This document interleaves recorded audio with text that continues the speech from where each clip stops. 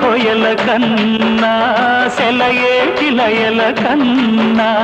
నా చెలి జిలిబిలి నడకలు అందం అపురూపం ఆ నవలావణ్యం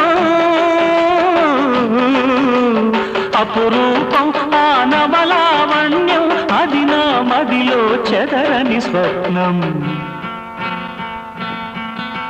అందమైన నా ఊహల మేడకు ఆవిడమణి దీపం